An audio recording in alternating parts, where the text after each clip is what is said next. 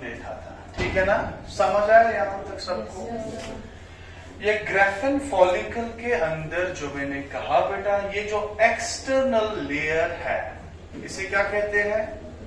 मेम्ब्रेना granulosa. इस मेम्ब्रेना granulosa में दो लेयर्स होंगे, एक इंटरनल होगा, एक एक्सटर्नल। इंटरनल को कहते हैं थीका इंटरनल और एक्सटर्नल को कहते हैं थीका एक्सटर्नल। समझ रहे? और ये जो कैविटी है इसके अंदर, इस कैविटी को क्या कहेंगे बेटा? एंट्रम कहते हैं। और इस कैविटी के अंदर या एंट्रम के अंदर जो लिक्विड या फ्लूइड होता है, उस फ्लूइड को क्या कहते हैं? लिकर फॉलिक्यूली। वो अलग से हमने स्ट्रक्चर इसका बनाया हुआ है, ठीक है ना? और ये जो मैस यहाँ पे है, जो मेम्ब्रेना ग्रैन्युलोसा को इस स्ट्रक्चर के साथ, this structure is called discus proligerus. क्या कहते हैं? इस डिस्कस प्रोलीचेरस में जो एग है एक्चुअली वो सेकेंडरी oocyte है। क्या है? सेकेंडरी। जो कनेक्शन इन दो के बीच में है दैट इज कॉल्ड जर्म हिल। क्या कहते हैं इसे? या कोम्यूलस ऊफोरस। कोम्यूलस। अब इसके बाद क्या होगा? ठीक है ना बेटा? यही वो पॉइंट है। देखो यहां अब ये स्ट्रक्चर रप्चर हो जाएगा। क्या हो जाएगा? जब ये रप्चर हो जाएगा तो यहां से ओव्यूल निकलेगा। एक्चुअली वो ओवम जो हम कहते हैं या एग कहते हैं, वो एक्चुअली सेकेंडरी फॉलिकल होता है। क्या होता है? सेकेंडरी या सेकेंडरी oocyte। समझ आए बात? सेकेंडरी oocyte या सेकेंडरी फॉलिकल होता है। सुनो, अब क्या होगा? ये शल जो है इसका, ये रप्चर होगा। क्या होगा बेटा? रप्चर होगा। और रप्चर होने के बाद ये स्ट्रक्चर को हम यूजुअली कॉर्पस ल्यूटियम कहते हैं। क्या कहते हैं? Corpus luteum. लेकिन ये कॉर्पस ल्यूटियम के 3 अलग अलग स्टेजेस होते हैं। अब यहां से इस ओव्यूल का निकलना along with this discus proligerus, जो इसके लेयर्स होते हैं, बाद में अलग से हमने बताना है, कोरोना, रेडिएटा, जूना, पेल्यूसिडा, यानी कि इस एग का स्ट्रक्चर देखना। अभी हम ओवरी के अंदर है, एग पे नहीं आगे। एग की बात तब करेंगे हम जब गैमेटोजेनेसिस पे आ जाएंगे, ठीक है ना? सो इसमें ये लेयर्स इसके साथ ही होंगे। सिर्फ ग्रैन्युलोसा, मेम्ब्रेना ग्रैन्युलोसा डिटैच हो गया। समझ आ गई बात? तो यहां पे इस वाले स्ट्रक्चर को कहते हैं कॉर्पस ल्यूटियम। यहां पे नहीं है क्योंकि यहां पे रप्चर होने से थोड़ी सी ब्लीडिंग हो जाती है, इसीलिए कॉर्पस हेमोरेजिकम कहते हैं। क्या कहते हैं?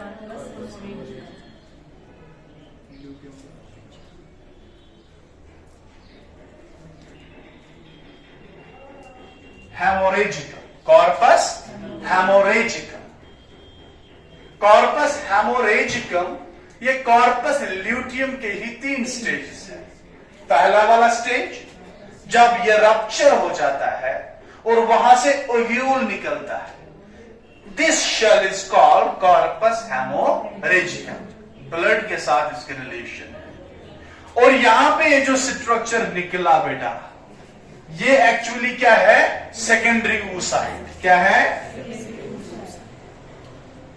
Secondary oocyte। समझ आ गई बात? और इस वाली प्रोसेस को जब ग्रेफिन फॉलिकल से ये ओव्यूल या सेकेंडरी oocyte बाहर निकलता है, इसी चीज को हम ओव्यूलेशन कहते हैं। क्या कहते हैं बेटा? ओव्यूलेशन यही होता है।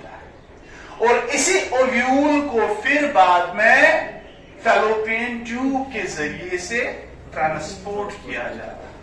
यहां तक क्लियर है? नाउ अब क्या होगा? ओव्यूल निकला है ना?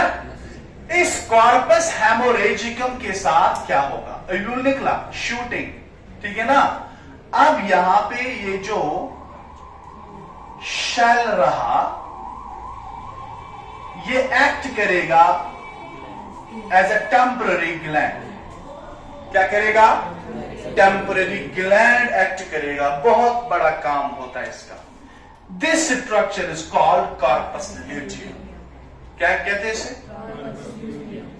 Corpus luteum. ठीक है बेटा, ठीक है। और ये कॉर्पस ल्यूटियम क्या है?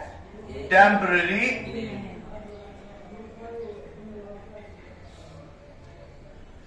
और ये क्या सेक्रीट करेगा?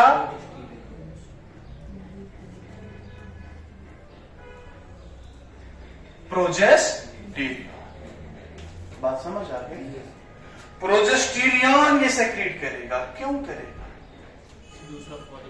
क्योंकि मैंने कहा ये जो प्रोसेस है ये न्यूरो एंडोक्राइन मैकेनिज्म प्रोसेस है। अब यहां पे प्रोजेस्टेरियन जब तक हाई है, फॉलिकल स्टिमुलेटिंग हार्मोन निकलेगा नहीं, क्योंकि पिट्यूटरी ग्लैंड तभी फॉलिकल स्टिमुलेटिंग हार्मोन छोड़ता है जब प्रोजेस्टेरियन की लेवल डाउन हो जाती है।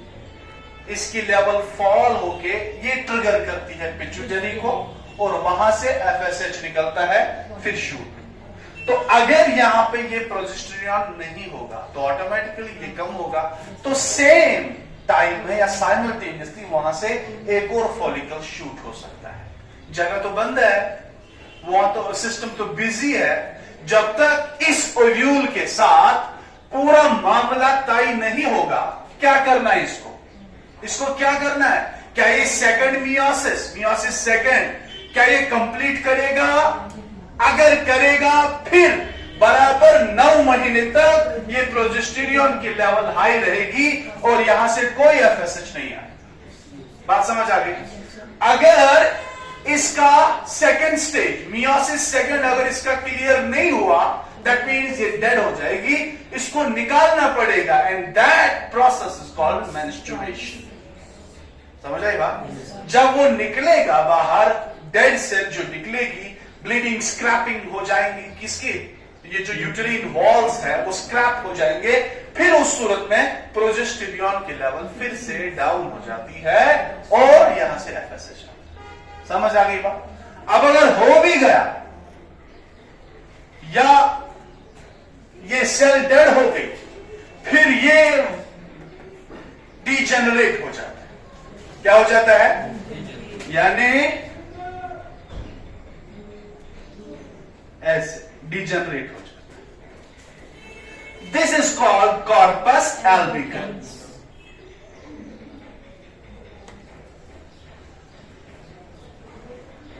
क्लियर बेटा?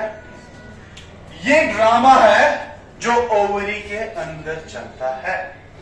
अब आप इनको रिलेट करो, कब क्या हो रहा है? एफएसएच आया, इनमें से एक सेल, वरना ये सारी सेल्स यहां पे अरेस्ट है मियोसिस फर्स्ट के मेटाफेज के। इस पे डिटेल में बात करेंगे, कहां क्या हो रहा है, कौन सी प्रोसेस में, कौन से स्टेज में इनको रोका जा रहा है, वो अगली क्लास में हम बात करेंगे जब हम गैमेटोजेनेसिस पे आ जाएंगे। तो फॉलिकल, ये सारा मामला जो है ये हार्मोनल इन्फ्लुएंस के अंडर रहता है। यहां से सेल सिलेक्ट हो गई, उसने ये मियोसिस फर्स्ट कंप्लीट की, आगे एडवांसमेंट होके ग्रिफिन फॉलिकल से ये ओव्यूल बाहर निकला, फिर मैकेनिज्म को मेंटेन करने के लिए ये एक्ट करेंगे ग्लैंड्स। ठीक है ना? ये ग्लैंड्स क्या करेंगे? प्रोजेस्टेरियन को मेंटेन रखेंगे ताकि साइमल्टेनियसली वहां से कोई और एक ओव्यूल ना आ जाए। अगर आ जाए फिर तो प्रॉब्लम होगी, सिस्टम तो बिजी है। यहां तक क्लियर हो गया? ये तो ओवरी का फंडा था। अब ओवरी के बाद हमने फेलोपियन ट्यूब आपको दिखाया, ठीक है ना? और अब हम एक्सटर्नल जेनेटेलिया पे आ जाते हैं, जिसे हम वुल्वा कहते हैं, उसकी बात करते हैं। उसके बाद देखेंगे हार्मोनल कंट्रोल इस सिस्टम का, मेल्स में भी और फीमेल्स में भी हार्मोनल कंट्रोल कैसा रहता है।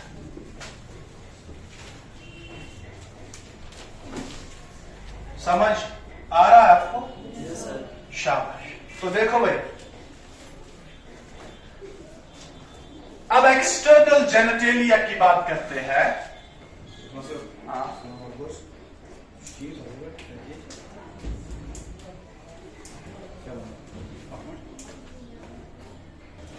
एक्सटर्नल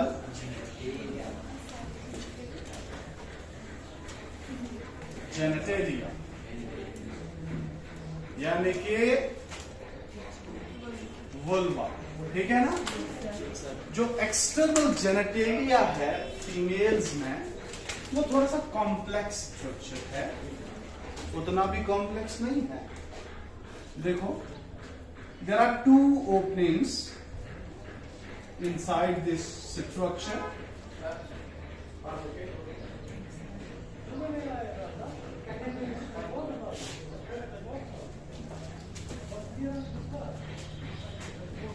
ठीक है?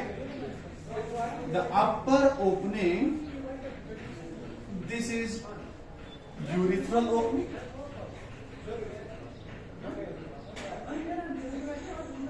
Urethral opening, and the lower one is vaginal.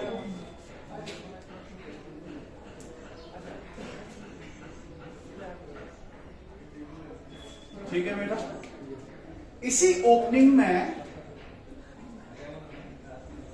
एक बैरियर होता है विच इज कॉल्ड हाइम।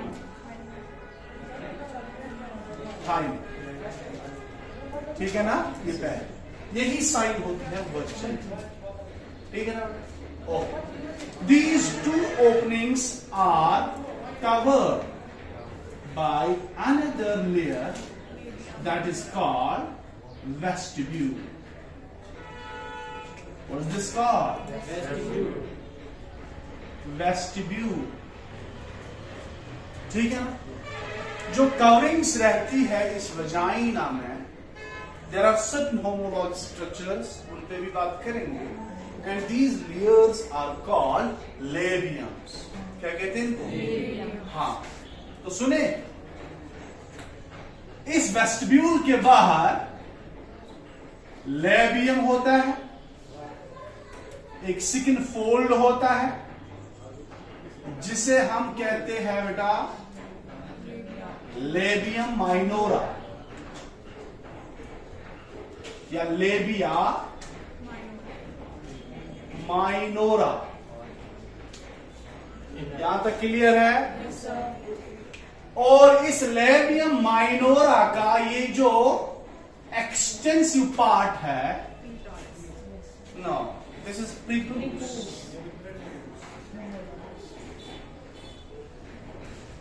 प्रीपूस कहते हैं। Below this prepuce, on this vestibule, is another structure that is clitoris. This is clitoris. ठीक है ना बेटा? क्लिटोरिस। अब यहां पे सुनो, ये जो क्लिटोरिस है,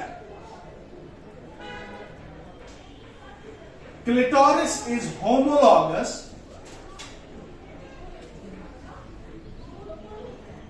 टू मेल पेनिस। ठीक है ना? क्यों? बिकॉज हैविंग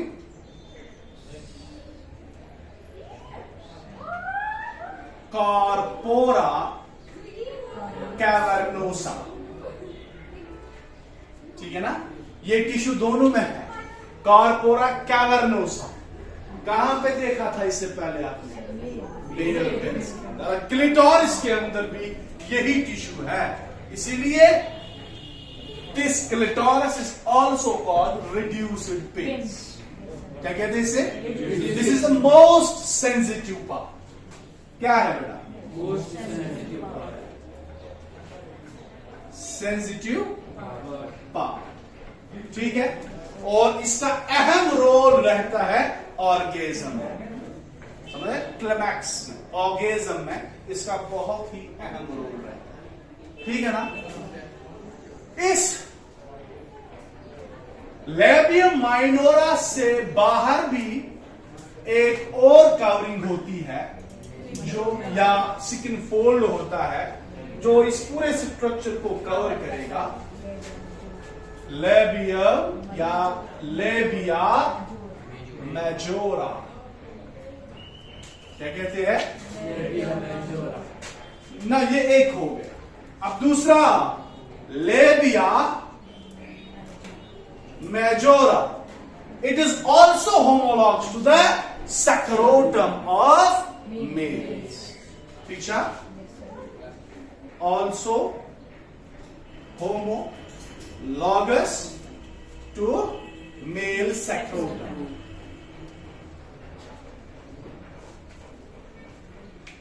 यहां तक क्लियर? यहां तक क्लियर बेटा? और इस स्ट्रक्चर में फर्दर कुछ और भी चीजें होती हैं जिनको हम ग्लैंड्स कहते हैं। A pair of gland is present inside this vestibule between these two openings, urethral opening and vaginal opening. These two glands are called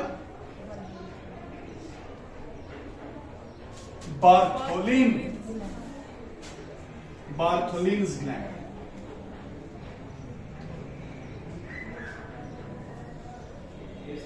ठीक है, या इनको कहते हैं bulbo vestibular gland. Bulbo vestibular gland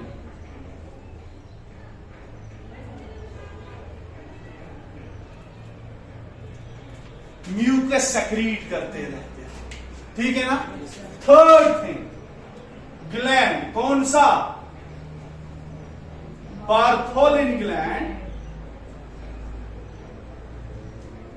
is homologous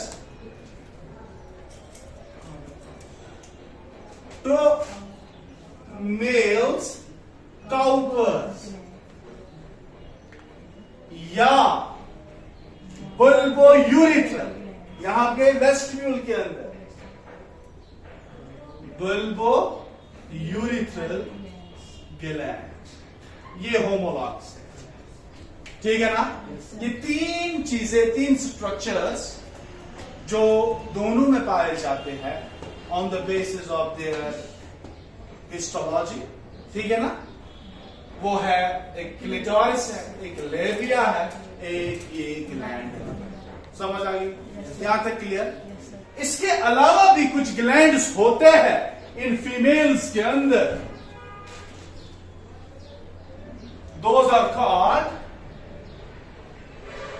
memory gland. क्या है भाई? इन memory glands को ही कहते हैं ब्रेस्ट्स के। क्या कहते हैं बेटा? मैमरी ग्लैंड्स को ही ब्रेस्ट्स के। ये मैमरी ग्लैंड्स डेवलप होते हैं तब जब फीमेल्स में मैच्योरिटी आ जाए। फीमेल्स में मैच्योरिटी आती है तब ये डेवलप। फर्दर डेवलपमेंट इनकी होती है ज्यूरिंग गेस्टेशन या ज्यूरिंग प्रेगनेंसी, और पार्चुरेशन के बाद ये फुल्ली डेवलप्ड होते हैं और इनसे ही लैक्टेशन कराई जाती है या फीडिंग करती है, बच्चों की फीडिंग होती है। यहां तक क्लियर? yes, तो देखो किस तरीके से ये मैमरी ग्लैंड्स होते हैं, एक्चुअली लैक्टिफरस ग्लैंड्स होते हैं।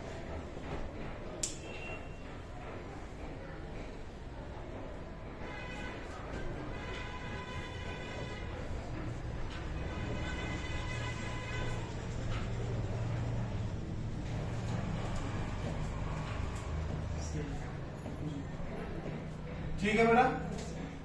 This is nipple,